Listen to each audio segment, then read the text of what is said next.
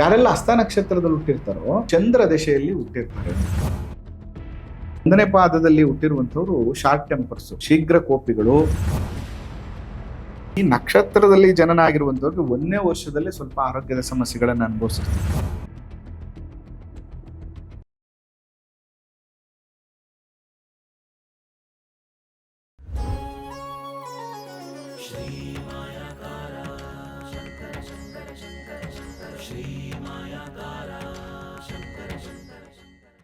ಶ್ರೀ ಗುರುಭ್ಯೋ ನಮಃ. ಮಾಯಕಾರ ಪ್ರಭುವೇ ನಮಃ. ಗಣೇಶ ದೇವಿ ವಾಗ್ದೇವಿ ಮಮ ವಾಕ್ಯ ಸಿದ್ಧಿ ಕುರುಕುರು ಸ್ವಹ. ಓಂ ನಮೋ ಭಗವತಿ ಚಾಮುಂಡೇಶ್ವರಿ ಮಲಯಾಳ ಸ್ವರೂಪಿಣಿ ಸರ್ವಸಿದ್ಧಿಕಾರಿಣಿ ಸತ್ಯಂ ರೂಹಿ ಸ್ವಹ.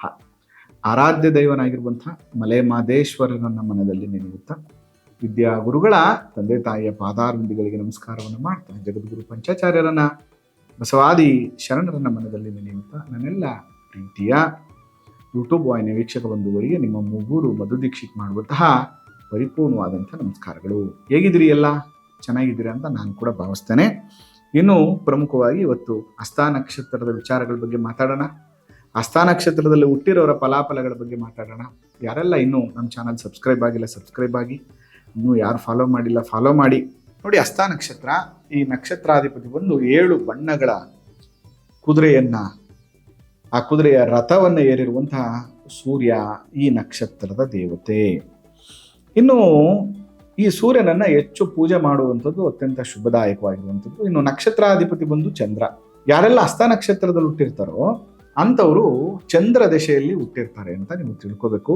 ಮತ್ತು ಚಂದ್ರನ ಆರಾಧನೆ, ಸೋಮವಾರ ಶಿವನಿಗೆ ಅಭಿಷೇಕ ಮಾಡಿಸುವಂಥದ್ದು, ಅಮ್ಮನವರು ಪಾರ್ವತಿ ಅಮ್ಮನವರ ದರ್ಶನವನ್ನು ಮಾಡುವಂಥದ್ದು ನಕ್ಷತ್ರದಲ್ಲಿ ಜನಿಸಿರುವಂಥವ್ರಿಗೆ ಅಭಿವೃದ್ಧಿಯ ಸಂಕೇತವಾಗಿದೆ.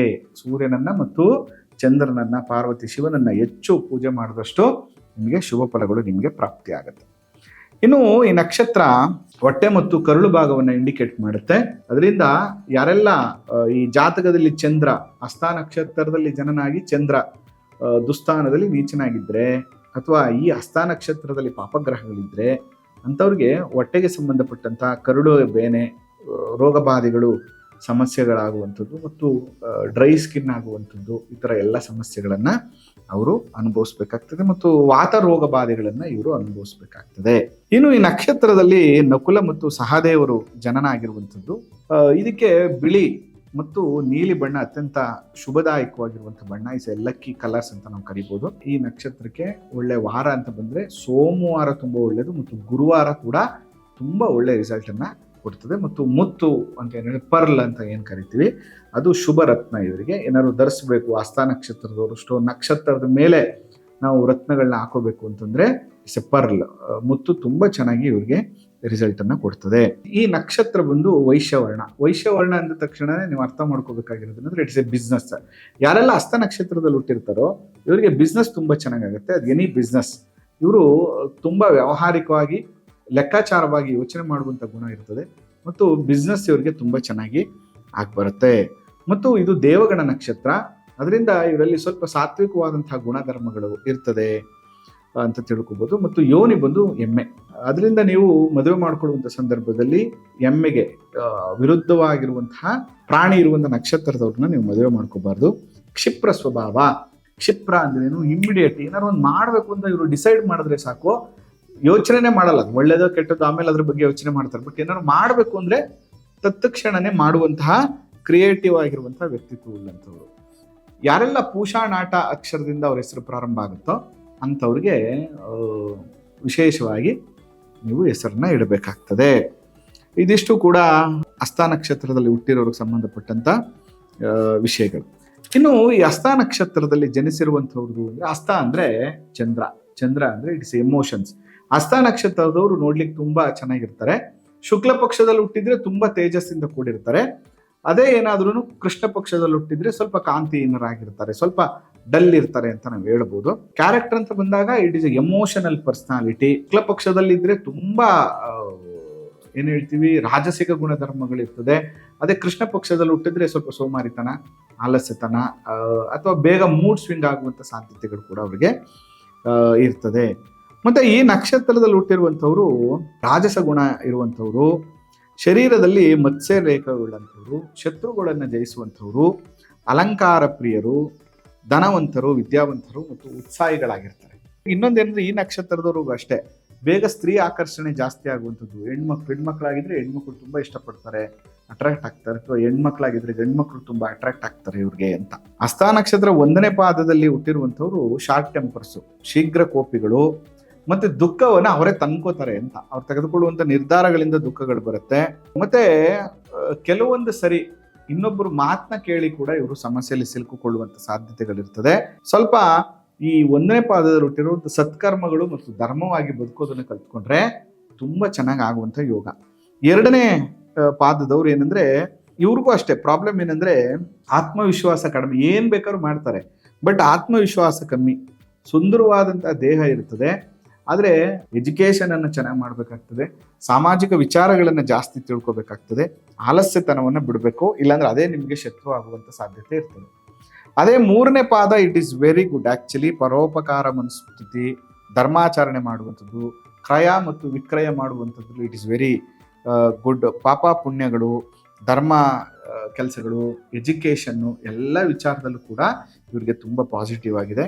4ನೇ ಪಾದದಲ್ಲಿ ಹುಟ್ಟಿರುವಂಥವ್ರಿಗೆ ಇವರು ಧನವಂತರು, ಸಮಾಜದಲ್ಲಿ ಒಂದಷ್ಟು ಗೌರವವನ್ನು ಸಂಪಾದನೆ ಮಾಡಲಿಕ್ಕೆ ಓಡಾಡುವಂಥವ್ರು, ಪರೋಪಕಾರ ಮನೋಭಾವ, ಸದಾ ಸಂಚಾರ, ವಿನಯ ಸಂಪನ್ನರು, ಸ್ವಲ್ಪ ಕೋಪ, ಆದರೂ ಕೂಡ over all is very good. ತುಂಬ ಚೆನ್ನಾಗಿ ಇವರಿಗೆ ರಿಸಲ್ಟ್ ಅನ್ನು ಕೊಡುತ್ತೆ ಮತ್ತು ಆ ಬುದ್ಧಿ ಕೂಡ ಇವ್ರಿಗಿರುತ್ತೆ. ಇನ್ನು ಕಂಟಕಾದಿಗಳು ಅಂತ ಬಂದರೆ ನೋಡಿ, ಈ ನಕ್ಷತ್ರದಲ್ಲಿ ಜನನ ಆಗಿರುವಂಥವ್ರಿಗೆ 1ನೇ ವರ್ಷದಲ್ಲಿ ಸ್ವಲ್ಪ ಆರೋಗ್ಯದ ಸಮಸ್ಯೆಗಳನ್ನು ಅನುಭವಿಸಿರ್ತಾರೆ. 3ನೇ ವರ್ಷದಲ್ಲಿ ಆಯುಧಗಳು ಬಿದ್ದು ಎಟ್ ಮಾಡ್ಕೊಳ್ಳೋದು, ಇವ್ರ ಮೇಲೆ ಏನೋ ಬಿದ್ದುಬಿಡೋದು, ಅದರಿಂದ ಗಾಯಗಳಾಗಿರುವಂಥದ್ದು ಇರ್ತದೆ. 6 ಮತ್ತು 7ನೇ ವರ್ಷದಲ್ಲಿ ಸ್ವಲ್ಪ ಅಪಮೃತ್ಯು ಭಯ, ಅಯ್ಯೋ ಸೀರಿಯಸ್ ಆಗ್ಬಿಡ್ತು, ಅಯ್ಯೋ ಈ ಥರ ತೊಂದರೆ ಆಗ್ಬಿಟ್ಟಿತ್ತು ಅನ್ನುವಂಥ ಕಂಟಕಗಳನ್ನು ಬರುವಂಥದ್ದು. 10, 12ರಲ್ಲಿ ಮತ್ತೆ ಆರೋಗ್ಯ ಸಮಸ್ಯೆ. 22ನೇ ವಯಸ್ಸಲ್ಲಿ ಫೈನಾನ್ಷಿಯಲಿ ತೊಂದರೆಯಲ್ಲಿ ಸಿಕ್ಕಾಕೋತಾರೆ ಇವರು. 30ನೇ ವಯಸ್ಸಲ್ಲಿ ಅಧಿಕಾರ ಮತ್ತು ಸರ್ಕಾರದ ಅಥವಾ ಕೆಲಸ ಮಾಡುವ ಉದ್ಯೋಗ ವ್ಯಾಪಾರ ವಿಚಾರದಲ್ಲಿ ಒಂದಷ್ಟು ತೊಂದರೆಗಳನ್ನು ಅನುಭವಿಸ್ತಾರೆ. 44ನೇ ವಯಸ್ಸಲ್ಲಿ ಕೆಟ್ಟವರಿಂದ ಅಥವಾ ಕೆಟ್ಟವ್ರ ಸವಾಸದಿಂದ ಒಂಚೂರು ಸಮಸ್ಯೆಯನ್ನು ಮಾಡ್ಕೋತಾರೆ. 60ನೇ ವಯಸ್ಸಲ್ಲಿ ಮತ್ತೆ ಅಪಮೃತ್ಯು ಭಯ.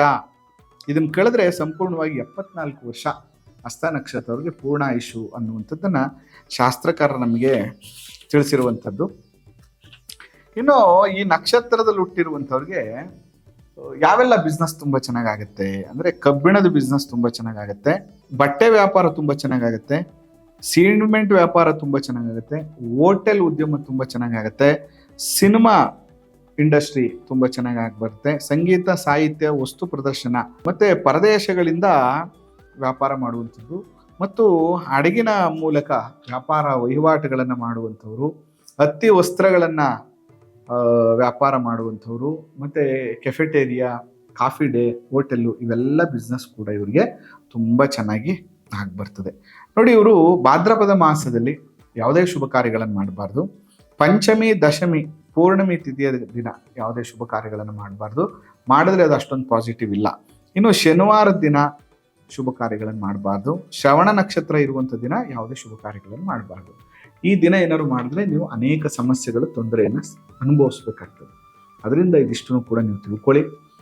ಮುಂದಿನ ದಿನಗಳಲ್ಲಿ ಇನ್ನೂ ಅನೇಕ ವಿಚಾರಗಳ ಬಗ್ಗೆ, ಈ ನಕ್ಷತ್ರದ ಬಗ್ಗೆ ತಿಳಿಸ್ಕೊಡ್ತೀನಿ ಮತ್ತು ಯಾವೆಲ್ಲ ನಕ್ಷತ್ರದವರು ಯಾವ್ಯಾವ ಸಮಯದಲ್ಲಿ ಯಾವ ರೀತಿ ಆರೋಗ್ಯದ ಸಮಸ್ಯೆಗಳನ್ನು ಅನುಭವಿಸ್ತಾರೆ ಅನ್ನುವಂಥ ವಿಷಯಗಳನ್ನು ಕೂಡ ನಾನು ನಿಮಗೆ ತಿಳಿಸ್ಕೊಡ್ತೀನಿ ಅಂತ ಹೇಳ್ತಾ ಇವತ್ತಿನ ಸಂಚಿಕೆಯನ್ನು ಮುಗಿಸ್ತಾ ಇದ್ದೇನೆ. ನಿಮಗೂ ಕೂಡ ವಾಸ್ತು ಕಲಿಬೇಕು, ಜ್ಯೋತಿಷ್ಯ ಕಲಿಬೇಕು, ಕನ್ಸಲ್ಟೇಷನ್ ಮಾಡಬೇಕು ಅಂದರೆ ಭೇಟಿ ಮಾಡಿ. ಆ ಮಲೆ ಮಹದೇಶ್ವರ ಅನುಗ್ರಹ ಸದಾ ನಿಮ್ಮ ಮೇಲೆ ಇರಲಿ. ನಮಸ್ಕಾರ.